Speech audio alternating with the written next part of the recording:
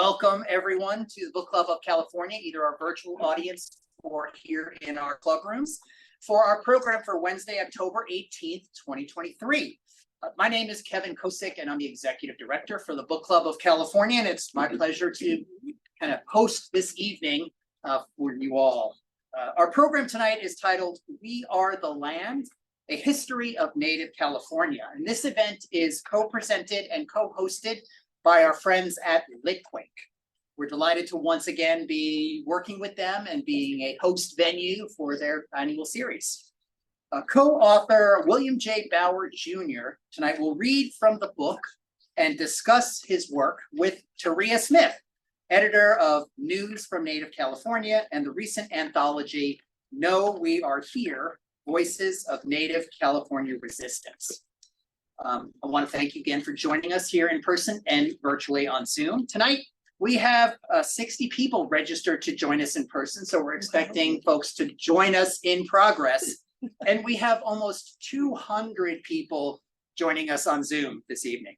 So for those of you that might be new to the Book Club of California, again, welcome.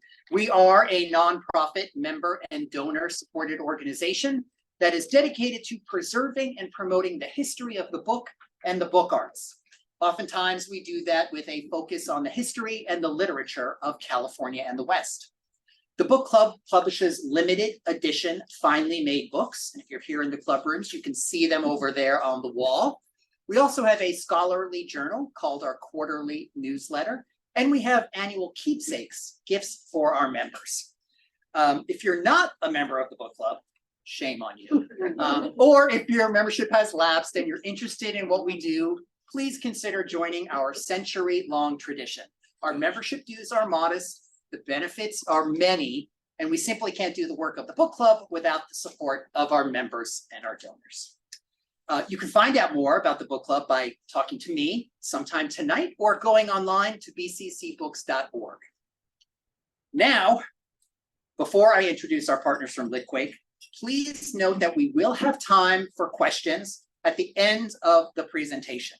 And if you're joining us on Zoom, you can put your questions in the chat and the Q&A, and we'll use that to curate questions for our question and answer period at the end. We'll also take questions from you all here in the club rooms.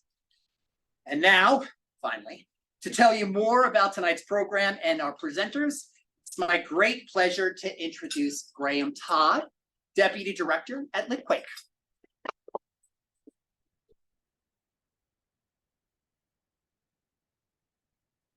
So much, Kevin. Hi guys, welcome to Litquake, San Francisco's Literary Festival. This is our 24th year of doing the festival, and we had 100 events in the festival and 400 authors participating this year. If this is your first event, I'm sorry, we only have a couple days left, but we actually do have almost half of our events in the festival still to go. If I know, how does that make any sense? 45 events happen this Saturday, the grand finale of the festival. They take place in the Mission from 5 p.m. to 9 p.m. and they occur almost concurrently over those 4 hours. You can go to 3 different events basically if you want, or you can just pop your head into 45 if you really want to try that as well. You can find our full schedule at litquake.org, and obviously you have programs in your hands, potentially all of the lit crawl information for our big Saturday finale is also in there. But if you so choose, you can find it online as well. We are here for We Are the Land, which is the first and most comprehensive text of its kind, centering the long history of California around the lives and legacies of the indigenous people who shaped it. William J. Bauer Jr. is an enrolled citizen of the Round Valley Indian tribes in Northern California and professor of history at the University of Las Vegas, where he teaches classes in American Indian history, the history of American Indian gaming, and the American West. He is also the author of California Through Native Eyes, Reclaiming History, and We Were All Like Migrant Workers Here, Work, Community, and Memory on California's Round Valley Reservation. Taria Smith, our interviewer today, is a tribal member of Torres Martinez Desert Cahuilla Indians. She is the editor of News from Native California, a quarterly magazine devoted to the vibrant cultures, art, languages, histories, social justice movements, and stories of California's diverse Indian peoples. She is also the director of California Indians Publishing at Heyday, a member of the Native American Journalists Association, and a graduate of UC Berkeley Graduate Graduate School of Journalism. A few quick orders of business before we get to William and Taria tonight. Obviously, you saw those surveys that are on your seats in front of you. Everybody on Zoom, we're going to send you a survey tomorrow. These are really important to our fundraising efforts. If you could fill this out tonight and hand them in, we have a little trick or treat bag on the table over there. If you so choose, you can put them in there, or you can leave them at your seats. Whatever you like. Please also give us back our little pencils. Like I said, we have 45 events happening on Saturday. We do need those little pencils. So donations tonight, roughly 90% of the festival is free every single year. We also do programming in senior communities around the Bay Area. We work with elementary school students in San Francisco. We put on all kinds of interesting free programming here in San Francisco and beyond. You can, again, put some cash, anything you have in that trick or treat bag if you have anything to give. There's also a QR code on the trick or treat bag. Keep saying trick or treat bag. It's for Venmo. If you have Venmo, you can donate that way. Our handle is also just @LitQuake. And of course, you can go to litquake.org to donate there. We want to thank this year's major sponsors, the Office of Economic and Workforce Development, National Endowment for the Arts, Margaret and William Hearst Foundation, Craig Newmark Philanthropies, San Francisco Grants for the Arts, and the Minor Anderson Foundation. And we want to thank our media sponsors, San Francisco Chronicle, 7x7, KQED, Barrier Reporter, SF Arts Monthly, and Johnny Funsheet. Again, big thank you to Book Club of California for hosting us. We love to be in this beautiful room. We're here almost every year for the festival, bringing books just like this to you guys here in the room and you guys there in cyberspace as well. I want to say a big thank you to Folio Books tonight as well for being a bookseller. The sales, if you didn't notice, we're by the door over there. They're going to stay over there. And we're going to do our signing after the event back here in the library. So if you want to buy a book after the event, back there, signing, back there. Great. So without further ado, let's give it up for William Bauer, who's going to give us a short reading from his book.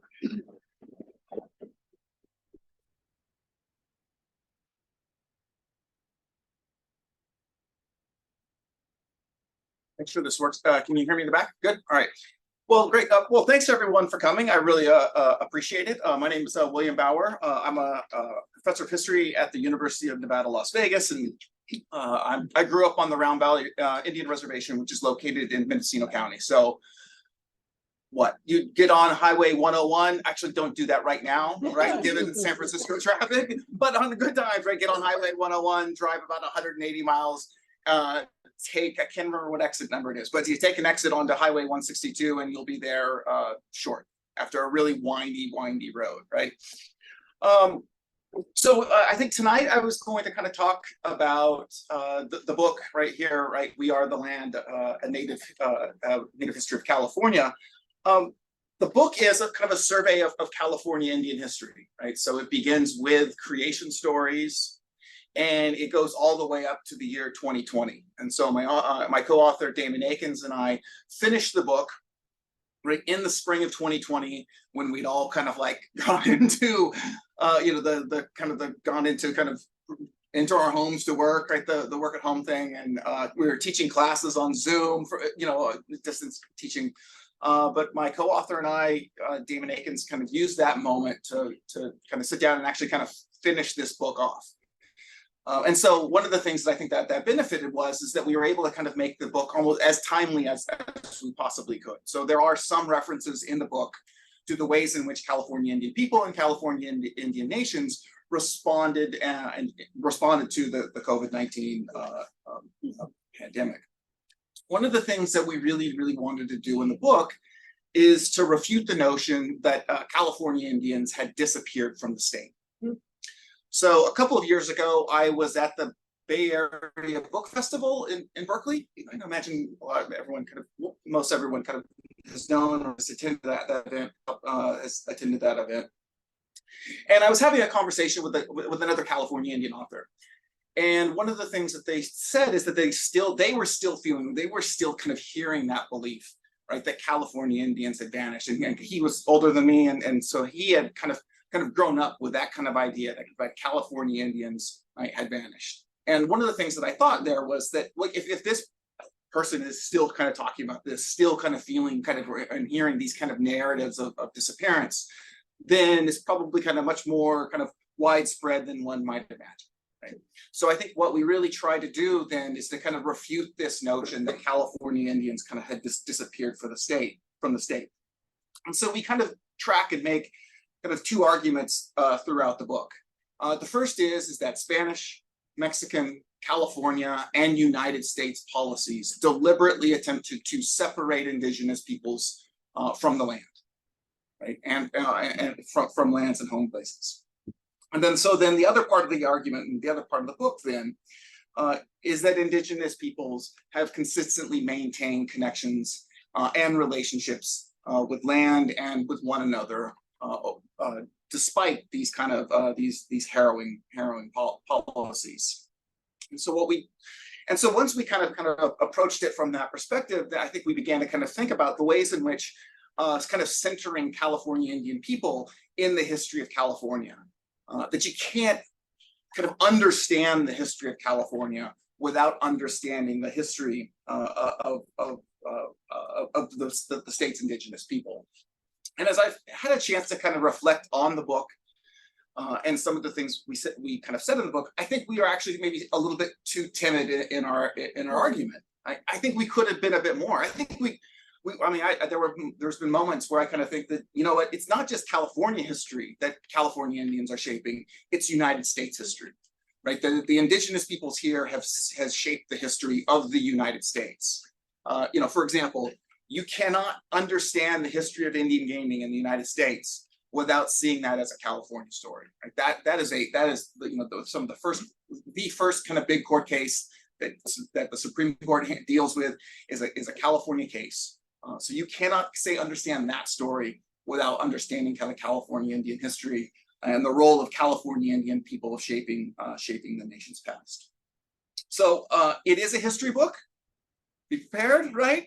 It is organized, right, into like 10 chronological chapters. Sorry about that, right? We're historians. We write, we got the kind of a beginning date, right, and an end date, and that's just how we're trained to write and do these things.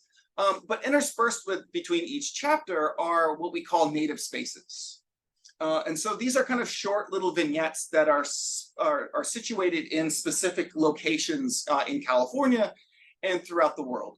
And one of the reasons why we wanted to kind of write these little vignettes in this way was to have, like, if you're reading this book in Los Angeles or Sacramento or the East Bay, you can kind of see that narrative, kind of maybe put down the book and reflect on the ways in which the place that you're reading the book in was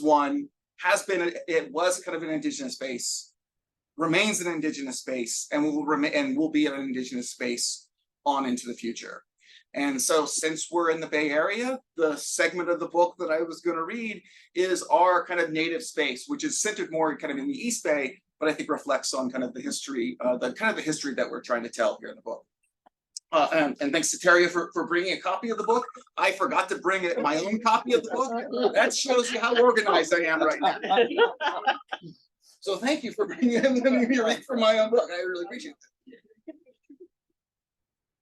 it. In early October of 2015, Bancroft Way, by way of Bolt Hall's courtyard at the University of California, Berkeley campus, offered a spectacular view.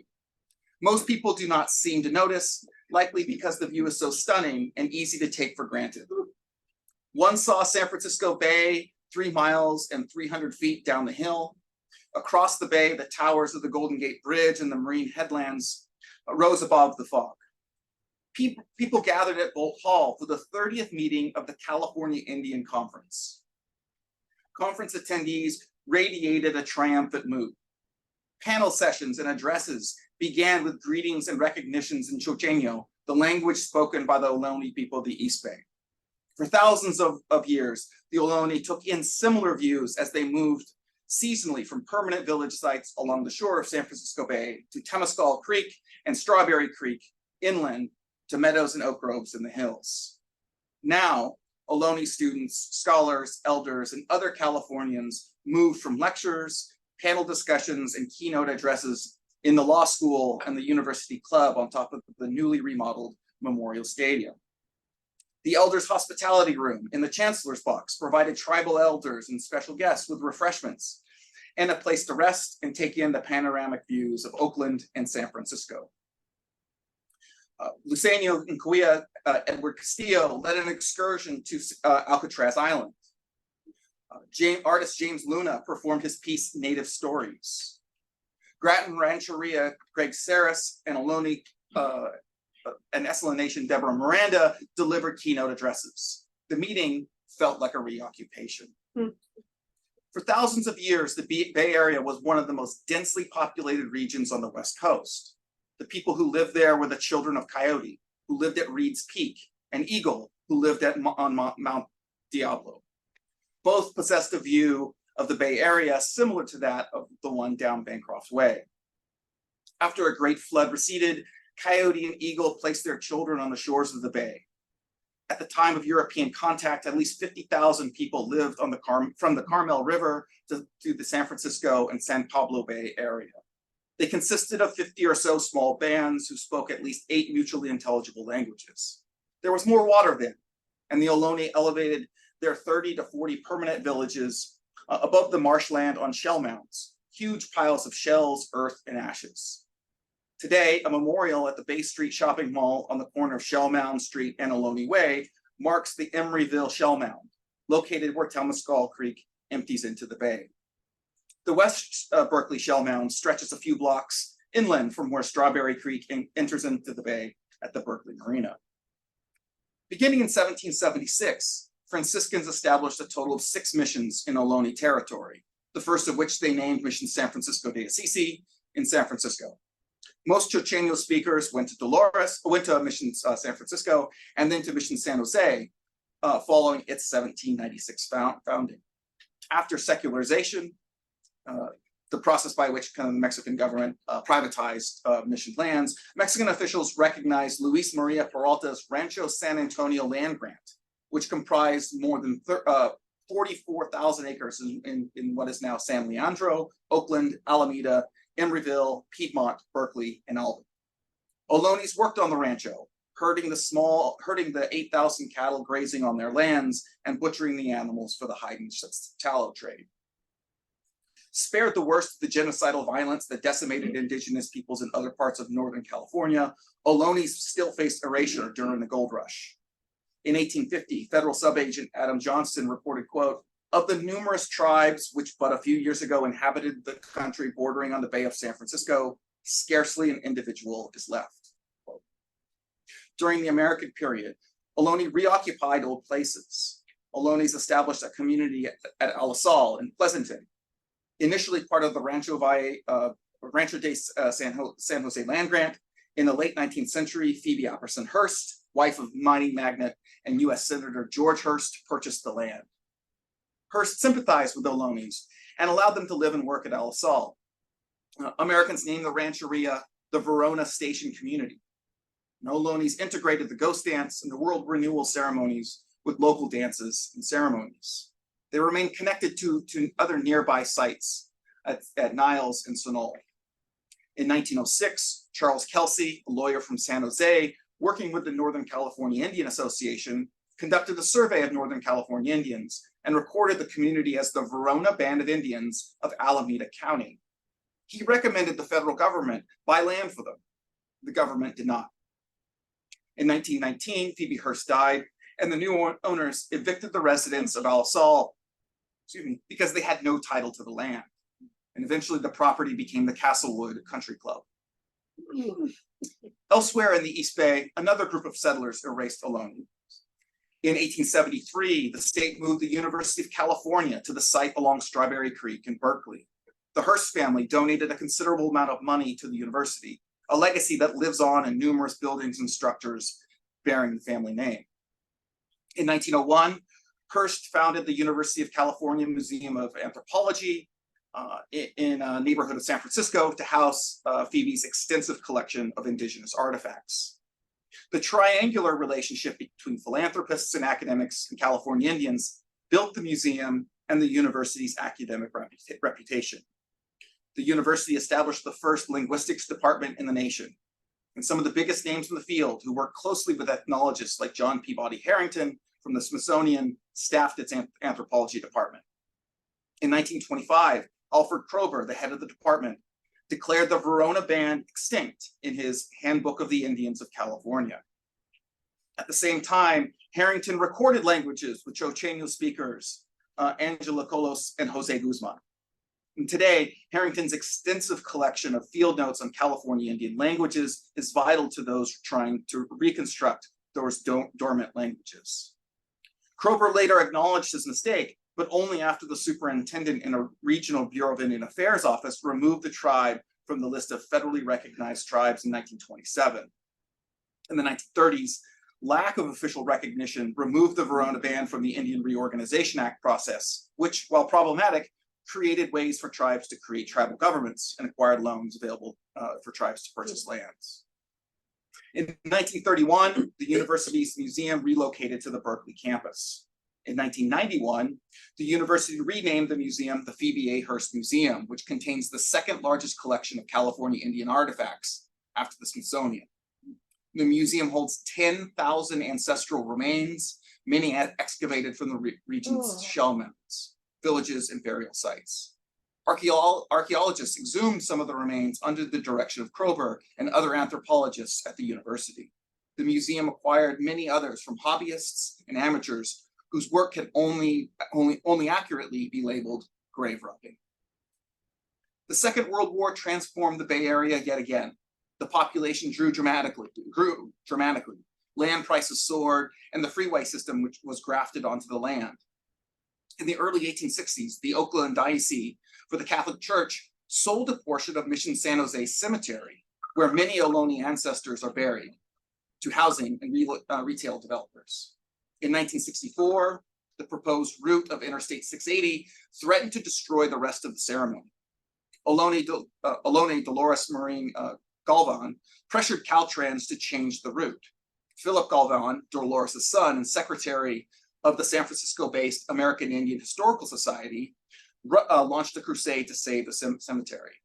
In 1971, Cahuilla Rupert Costo and Cherokee Jeanette Henry Costo, founders of the American Indian Historical Society, brokered a deal with the diocese to transfer ownership to the Historical Society, who then in turn deeded the land to a new entity, the Ohlone Indian Tribe Incorporated. Cultural revival occurred all around the region. In 1969, the first Native American Studies program in the United States was founded at San Francisco State University. This and other newly established regional Native American Studies programs helped forge tentative and complicated alliances among academics, activists, tribal members of the counterculture, and the educational institutions where these groups increasingly met. In 1985, Native students and activists worked with the Anthropology Department, the Native American Studies Program, and the Linguistics Department and the Lowy Museum of Anthropology at UC Berkeley to organize the first California Indian Conference. The conference sought to provide an opportunity for scholars working on California Indian topics to share their research. A mixture of academics and public officials from colleges and universities, museums, and public history sites across the nation presented brief talks. While a few California Indians gave presentations at the conference, their presence was primarily as subjects of study. That changed the following summer when the Lowy Museum sponsored a conference called, quote, Weaving Ancient Traditions into the Fabric of Modern Indian Life, quote, on campus. Conference organizers wanted to bring California Indian artists to campus to meet with educators and scholars. By the end of the decade, the annual California Indian Conference wove those two threads together and quickly became a vital part of California Indian life. Ohlone too revitalized culture and politics. Vincent Medina, who later opened Cafe Ohlone in Berkeley with Louis Trevino, acquired a copy of the Chochenyo Dictionary. Working with that and the Harrington recordings, he began to piece together the dormant language, eventually studying linguistics at UC Berkeley. Medina helped to revive the language and eventually worked alongside his cousin, Andrew Galvan, as the assistant curator at the Mission San Francisco, the site of his six-time great-grandfather's baptism. At Mission San Francisco, Medina speaks the Chochenyo language to visiting school children. who were often surprised to learn Ohlonies still exist.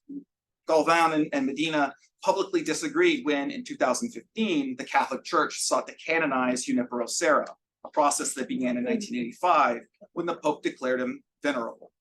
Galvan, an outspoken supporter of the effort, praised it. Medina, an equally vocal critic, claimed canonizing, quote, the leader of the disastrous genocidal California mission system is a way that the church further legitimizes the pain and suffering of Ohlone and countless other California Indians. Quote. Outsiders often describe disagreements within indigenous communities in quote unquote factionalism, proof of indigenous political incompetence. Instead, Medina and Galvan approached sovereignty and cultural preservation from different vantages. They agreed on the end result, although they might not walk the same path to get there. And the same held true for land. The parking lot across from Spinger's Fish Grotto restaurant on 4th Street in Berkeley is the last portion of the West Berkeley shell mound that remains relatively undeveloped. It is almost immediately adjacent to the 4th Street shops and a coveted spot for developers. Plans for the construction of a 5-story mixed-use residential and retail development on the site emerged in 2015. Fierce opposition by some members of the local Ohlone greeted the announcement. Chochenyo Ohlone Karina Gould of Indian People Organizing for Change argued, quote, when it comes to sacred sites, we as a society should think about things in a different way. This was the very first place inhabited on the entire bay. That is something that should be worth saving. Quote. Vincent Medina pointed out, quote, we did not stand in opposition when you developed other parts of our land. We do not get in the way when you put up apartment buildings or shopping malls. But where we draw the line is when you propose to dig up and desecrate the most sacred places where our ancestors are buried. Quote. And some Ohlone supported the project. Andrew Galvan consulted on the project. In 2018, Spangers closed after 128 years. This closure makes the property even more tempting to developers. In October of 2019, the court ruled on the West Berkeley shell mound, upheld the decision to reject the housing project. The judge wrote that, quote, a historic structure does not cease to be a historic structure, end quote, simply because it is ruined or buried. That principle, the judge argued, quote, would exclude many of the world's most beloved archaeological treasures, quote.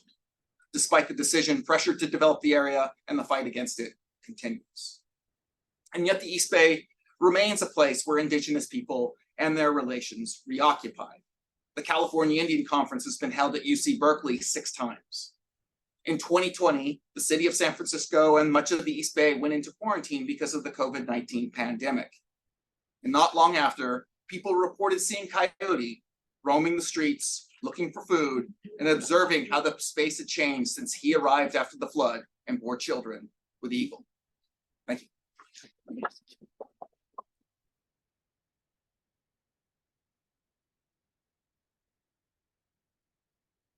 And I'll give this back now, so otherwise I'll forget. Yes, thank you so much for your reading and and everyone for being here. Of course, I've got a handful of questions before I turn it over to everybody else, but okay, you talked a little bit about what things have been like in the past year and a half that the book has been published, but what are some of the readers' reactions and feedback that you've gotten for the book so far? I think the book has got some good feedback, thankfully, right? I mean, whenever you publish a book and send it out there, it's like sending a kid to college. Like, I hope it'll be all right, and you'll speak to me when you're done. Yeah, no, I think it's done pretty well. I think people have kind of want to kind of appreciate kind of the way in which we kind of center California people, right, in California history. And two, I think one of the most exciting aspects is that it's one of the audiences that we had for the book were K-12 teachers. Mm-hmm. And it seems to be being incorporated at various levels in there. So I've been working with groups in Southern California and Northern California on how to kind of adopt the book in K-12 education. Okay. And so that's been kind of really enriching conversations to kind of see how the book can hopefully kind of have a life and go from there. That's interesting. I mean, that'd be a good possibility for something like just like an Indigenous history of the United States for young people type of book, maybe, an adaptation or something like that. That might be cool. Okay, so I read both We Are the Land and California Through Native Eyes, and I noticed in your books, and I'm pretty grateful for it, that you use really intentional language that gives a lot more credit and about how advanced our tribal societies actually were.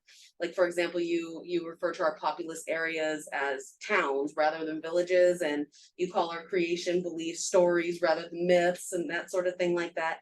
How did you develop this type of language as a historical writer? Yeah, that's something that as you write, right, you always kind of think about what those deliberate word choices, right? Because as you're kind of noting, right, that some of these words have kind of a political weight and a political power to them. A lot of the terminology that has historically been applied and used when kind of writing about American Indian history often kind of evokes kind of primitivism, or indigenous peoples are undeveloped, right? That they live in villages, they inhabit huts, those kinds of, that kind of language, which is not only is it kind of detrimental to right, to understanding the past, it affects people in the present, right? Kind of perpetuating these notions that indigenous peoples are primitive, but I think it also kind of has a political clout, in that it kind of undermines kind of land rights and those sorts of things. So I've always tried, where I've worked really hard, right, to kind of make sure that we use those kinds of terms, because again, right, it kind of evokes this note.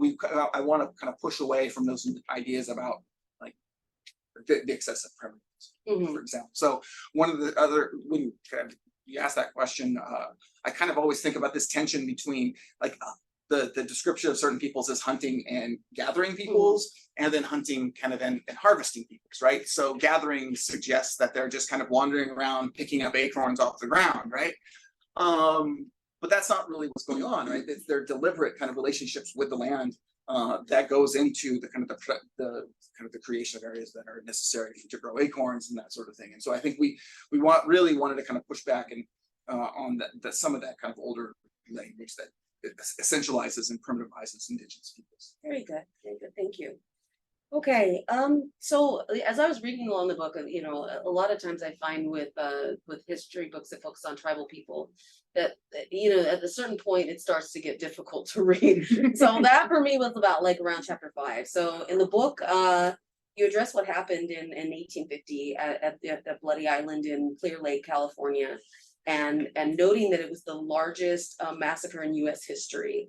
But why do you believe that this incident isn't as widely known across the country as incidents such as like the 1890 Wounded Knee massacre? Yeah, I think that I think there's two reasons for that. I think one is, I think kind of nationally, one, let's just say, for example, Wounded Knee, is it kind of is memorialized and kind of described as kind of a closing moment in American Indian history. It's again one of those moments where kind of indigenous peoples vanish and disappear, right? Reminds me of a terrible book written in the 1960s, right, called Last Days of the Sioux Nation. That book kind of ends in 1890 with Wounded Knee, right? So it's kind of a closing of kind of American Indian experiences. And so I think that's why, one of the reasons why those kind of events, right, kind of have kind of the grip on people's understanding that that they are kind of, again, emblematic of this kind of idea that indigenous peoples are vanishing, and it might be sentimental and sad, but right, that the nation kind of moves on from those things. And then I think secondly is, right, by then not kind of ignoring what happened here in California, then we have again these kind of rather kind of sanitized histories of the state, right? That really focusing on kind of the positive stories and the positive narratives, right, that are linked there. That kind of the growth of you can't really kind of tell a story of the California dream by talking about Bloody Island, right? Those kind of things run counter to the kind of the narratives I think that the state has about itself and its own creation. Okay, very good. Okay, more about chapter 5. As I was reading, about what happened to our California tribal people here, I thought about, well, because it was as disturbing as it was, I thought about some of the efforts that have gotten a lot of media attention lately to suppress certain parts of history. there are, so what are your thoughts as a Native historian about actions like book bannings and have any of your books faced anything like this? And as an educator, have you come up against like just in the classroom or any place that you're educating, have you come up against any scholars or students who have problems with the truths they're telling? No, so one, right, I've not had a book banned yet. I honestly don't know. Maybe I'm not controversial enough. Right? Maybe that's my problem. Maybe I should, do a little bit more. But and maybe kind of as a little bit of background too, right? The chapter 5 that we're kind of talking about is the chapter on the California Gold Rush. Right, and so there, the kind of the chapter kind of begins. Actually, the chapter begins with the Bear Flag Revolt and the ways in which kind of Indigenous peoples kind of interacted with the Bear Flag Revolt, and then kind of moves on into the California Gold Rush, the California Genocide, and then it kind of concludes with something called the Ghost Dance of the 1870s.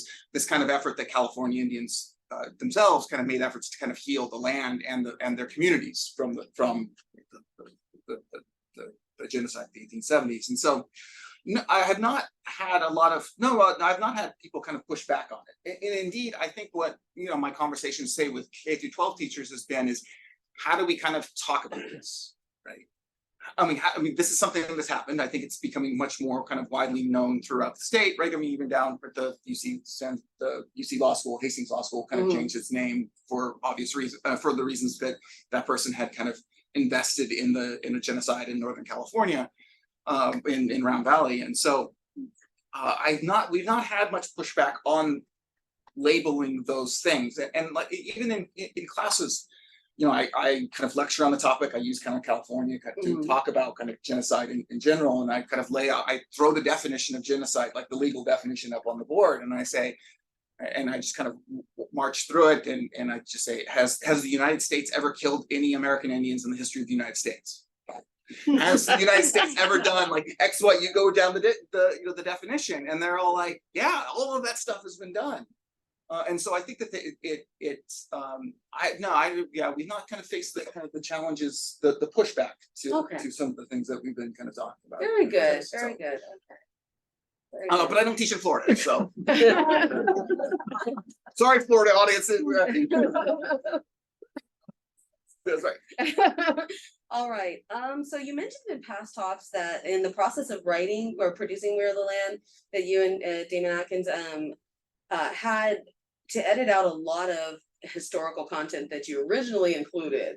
So I know the editing process that stuff happens. As an editor, I know this, but would you be willing to share a little bit about some of what didn't make it in the book? Some of the historical pieces that had to be left out there in the process. Yeah, I mean, when we started writing this and we got into it, we knew this was going to be a difficult book to write, right? Because one, California is the most kind of diverse Indigenous space in North America. There's differences between Northern California and Southern California, different kind of historical trajectories and experiences, and even kind of modern and contemporary politics. And so we were we tried to be as deliberate as we could to make sure that we included as much kind of stories to kind of reflect kind of the diversity of California. And then we still didn't do good enough. I've read one of the book reviews that says they missed this. This one group wasn't mentioned in the book. It's like, we only have like 220 pages. That happens on the magazine too. But I think that the one thing, I guess the one that always kind of sticks in my mind is actually kind of the last chapter. We wanted to kind of write about kind of the role of California Indians kind of shaping gaming and how kind of gaming has kind of affected kind of state and kind of tribal politics throughout. And I think we could have done a little bit more kind of talking about more contemporary kind of environmental justice movements. I was thinking about the protests against the dams in the Klamath River. I think that's a story that could and should have been more discussed in the book. And so I think that that's one that I think we should have carried out and discussed a little bit more. But I think I've been doing some of these book workshops with K through 12 teachers down in virtual ones in Southern California. So it's nice to be kind of in an audience tonight, right? Notwithstanding the 200 people on Zoom, that's good too. But I think the things that we've mentioned actually in the book, I think it holds together. I mean, I think that the stories that we have used, I think, are illustrative of kind of the broader processes that we talk about. And if we mention one group, we apologize. Okay.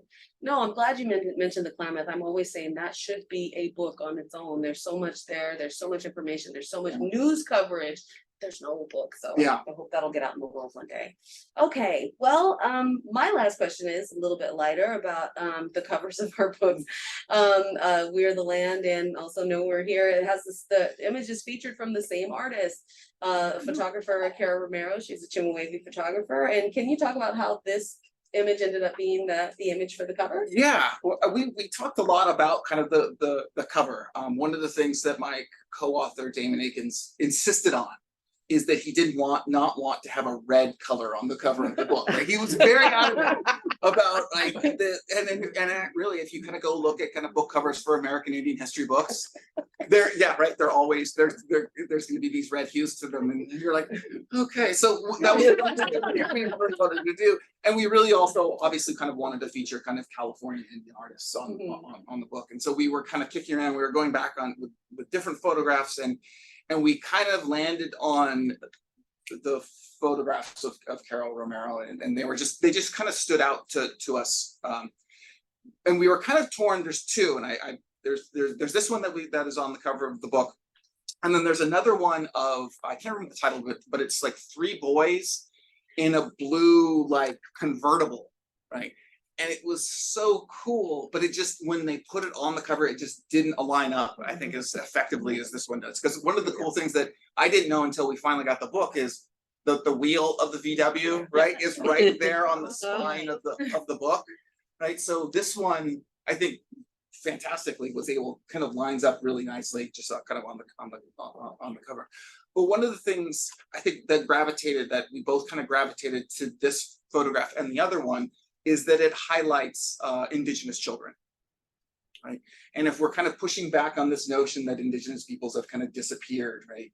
What better kind of statement to have on the cover of the book is children, right? Speaking to the future of Indigenous California.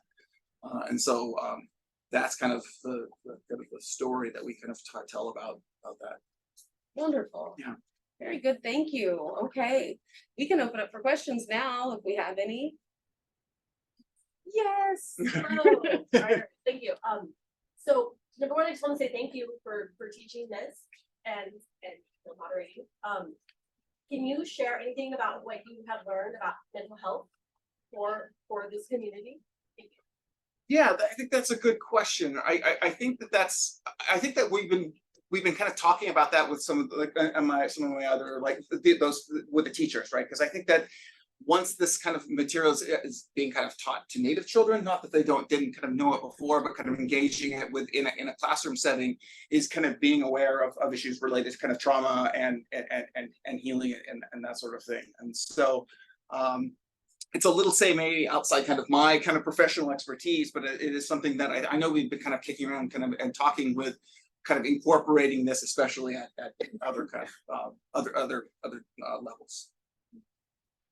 I think yourself is. Hi, thank you so much. Excuse me. I'm a writer also. I'm working for the literary fiction work, but it pertains to a friendship I had with a Native American that grew up here in California, and he died young. But one of the things I remember him talking to me about was when he was growing up, the last thing his family wanted to even acknowledge that they were Native American. They just wanted to be Americans. But slowly, as he became an adult, and I knew him when he was young, when he was in his 20s, early 30s, he slowly became interested in spirituality and getting in touch with that whole important aspect of being Native American. And how is that being preserved? I guess that's one of my questions. In these communities, and how does that play a role in keeping the best of what Native Americans had going for it? If you ask me, how does that play into life today and getting one in touch with that important integral spirituality? So the question, as I understand it, is maybe kind of talk a little bit about why people might kind of deny a Native American identity earlier in time, and what our communities doing now to kind of. Yeah, I think it's more fashionable to use the term, or, you know, more in vogue, to kind of, yes, embrace your spiritual roots and this sort of thing today. Maybe than when he was growing up in the '60s, that was a while back. This was years ago when I knew him. But that sort of thing, how is that playing into the cultural life today in the Native communities? Yeah, revival of kind of culture, revival of kind of practice and that sort of thing. Well, And spirituality. yeah, so this is, there's kind of a long history to this, right? So the as we kind of explain in the book, and kind of much more kind of broadly in American Indian history, is that the goal of the United States was to kind of assimilate, right, American Indian people into the kind of the body politic, and the goal there, right, is to gain access to Indigenous people's lands, right? So, you know, in some areas and for some people, it was dangerous to kind of claim a Native American identity, right? Because if you claim a Native American identity, your lands will be taken, your children will be taken, and everything else. Right, the kind of the ongoing the history of theft, right, and that the United States has perpetuated. And I think, yeah, I think some people have kind of noted in the 1960s there seems to be kind of a kind of a shift. Right, is the kind of a kind of ethnic renewal. I think some scholars have called it, right, in the 1960s, with the kind of the Red Power kind of activism of that era kind of brought some of these back to life, and to kind of now talk about kind of what cultural revitalization, excuse me, in kind of communities, is that's a big topic, and we do kind of cover that a little bit in the book too. But I mean, I think it depends on where you are and what communities you're from. I mean, it goes on in every community. I mean, a couple of weeks ago at Round Valley, there was a kind of California Indian Days, and there's a community celebration that was going on. Week before that, my aunt participated in something called the Nome Cult Walk, in which it kind of is kind of a remembrance of kind of an ethnic cleansing that happened during the American Civil War. So there's kind of I think there's a lot in every community, right, that these things are going on. You know, another author who Kachariz Baldi, right, who's from Hoopa, has written about kind of the revival of women's coming of age ceremonies. And so, yeah, I mean, there's a lot of this is kind of going on, definitely kind of across Indian California, and then across kind of Indian country in general. Oh. The hands on it, right? There you go. Thank you for this great talk. I was curious if you had any updates on the parking lot, the site that was threatened to be under development in 2019, and you said there was a widespread discussion, but also not exactly unanimous. Yeah, so the question was if we have a kind of an update on the last bit that I read about, right? The show mounds, and I don't have one right now. And then that's a great question, because I was thinking that as I was reading the second, like I said, like books are like when you send your kid out to college, right? And then you're like, huh, where is that child now? He wrote that? What are we talking about? Yeah, so I don't have, I mean, maybe people kind of locally kind of know if it's been kind of under attack again. Or, if I can add just one quick other comment, in Redwood City, there was just, it didn't really make the major news, but there was a construction site that apparently there were some discoveries, and I mean, that's about all I know about it, but. Oh, sorry, go ahead, sir. My question is about the current California Truth and Healing Council. It's headed up by the state government. It's chaired by a woman named Christina Schneider Ashtari in Sacramento. She recommended your book to me, William. I also want to thank you for your news of Native California. It's a wonderful ongoing. This 5-year process initiated by Governor Newsom is going around the state of California and holding public gatherings. And I'm finding it one of the most rich and interesting sources of current Native concerns. It's scheduled to be done in 2025. It's a little bit like the recent Black reparations process done in California. You commented that California can hold a space in the US to have definitive moments like casino gambling. I believe this Truth and Healing Commission Council might be able to do the same. And if you're tracking it, what would be some of the outcomes that you would think might be powerful steps forward? Yeah, that's a good question. I've had kind of some meetings with people, but I've not kind of attended. I've not attended meetings, unfortunately, right? But I think kind of the benefit that would come from it is, I think, kind of the greater awareness of kind of the indigenous history of California, right? I mean, I think for a long time that history was kind of buried and ignored and kind of written out, right? And actually, there's one thing that I should have mentioned kind of earlier. I mean, I think even earlier histories of California kind of assume that that kind of California Indian, there's kind of no 20th or 21st century history of California, and that's one of the things that why we kind of we made sure that we made that book, the book, as kind of as present as possible, right? Kind of making sure that we brought the book as close to 2020 as we possibly could. Because we needed, because that kind of pushes back against those narratives of disappearance and vanishing, right? And so I think kind of, again, raising awareness of these issues and raising awareness of the state's past and how that kind of shapes contemporary California Indian communities, I think is a vital and important discussion to have. I might just add that they have a very good website that complements what is in your book and in your magazine, and they're having their final listing session in mid-December in San Diego at a 2-year process, a two-day occasion. Is there another question? Oh, go ahead. I was very impressed with your chapter on entrepreneurship in, I think, 1810 and on, when the missions lost their funding from Spain, and they had to be a little more assertive about how they were going to feed and clothe all of those peoples in the missions. You talk about Russia a good bit, but I think there were also the galleons that were coming out of Manila, and they were traveling to the Russian sites, but a lot to Central California, and then down to San Blas and down to Peru and up. I don't think you mentioned much about that. No, we didn't mention much of it.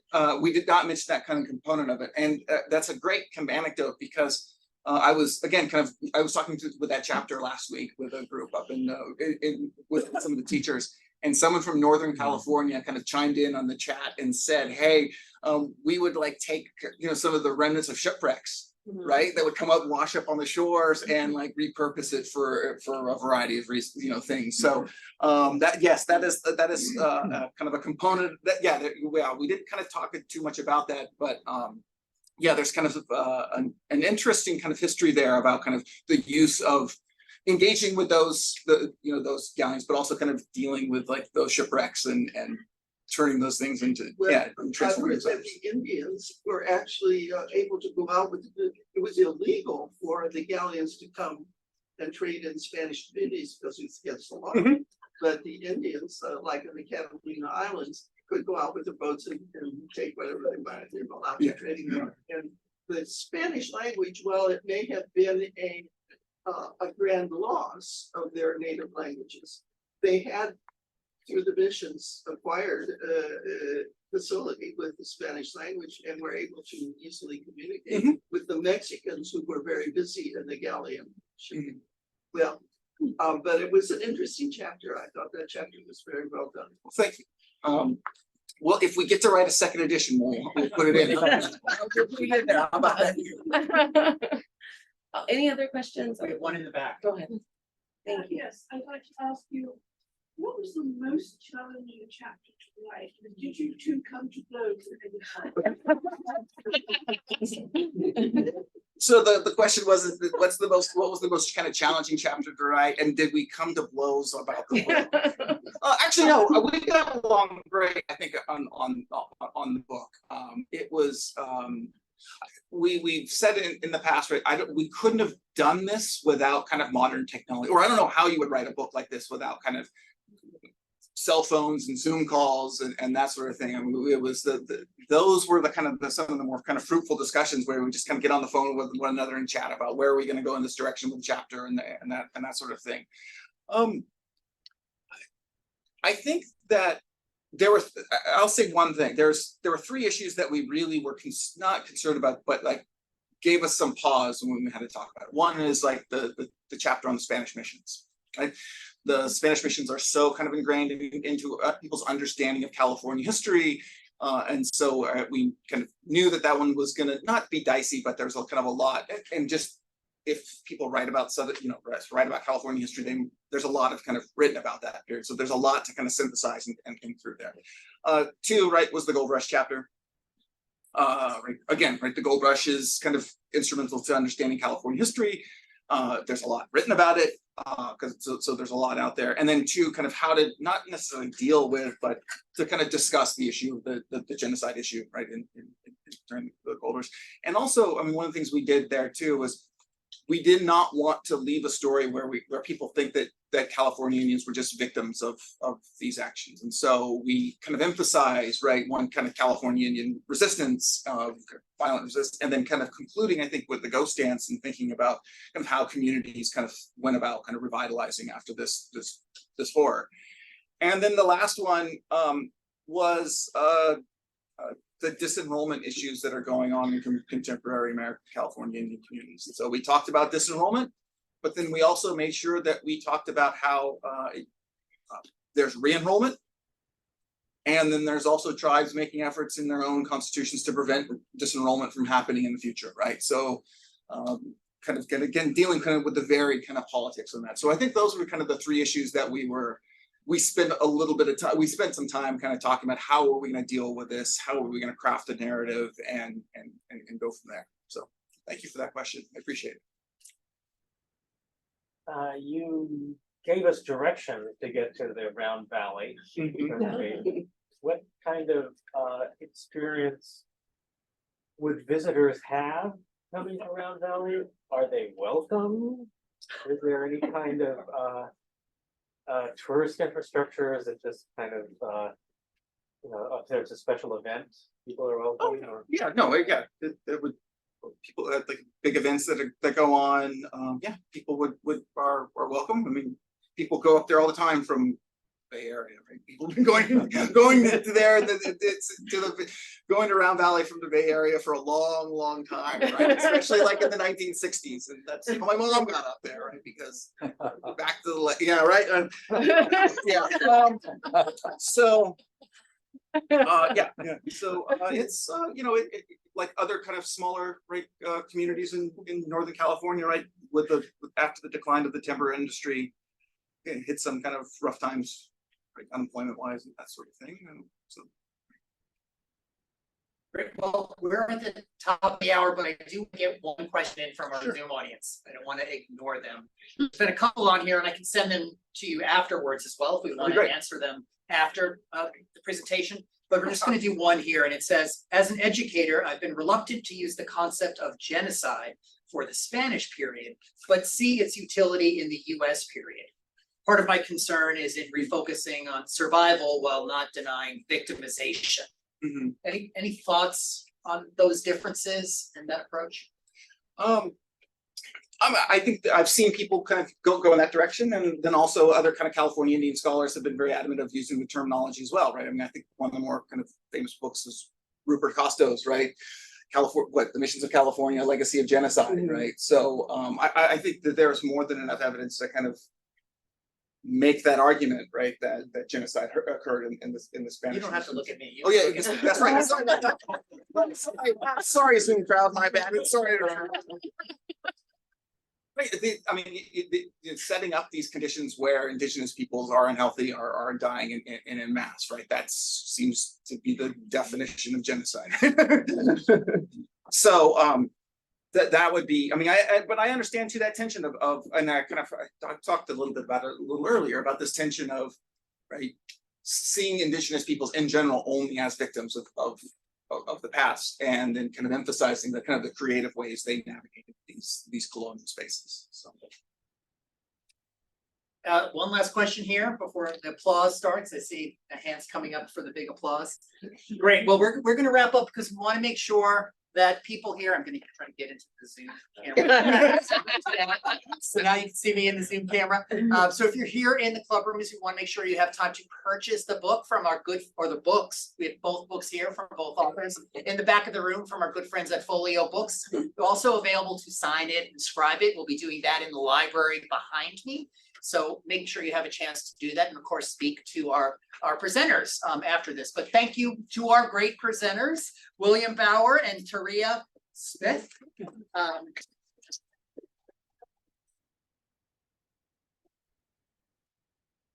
It's hard to stand like this. It's a good long. But also thank you to you for coming to tonight's program. We hope you'll join us for our next in-person and virtual program here at the book club. It will be next Monday, October 23rd at 6 p.m. And that program is titled The Deserts of California, a California Field Atlas. And our speaker is author, illustrator, and naturalist Obi Kaufman. So you can register for that event online at bccbooks.org/programs or in any of the emails that you're getting from us. And you'll be selling books. And I believe he is coming to sell books. So if you're interested in the books, Because I couldn't. follow up with him to make sure. I know it just came out. Yep. So I think he will be bringing books. So again, buy the book in the back, get it signed up here in the library. Thank you all for coming, and we'll see you at another event soon.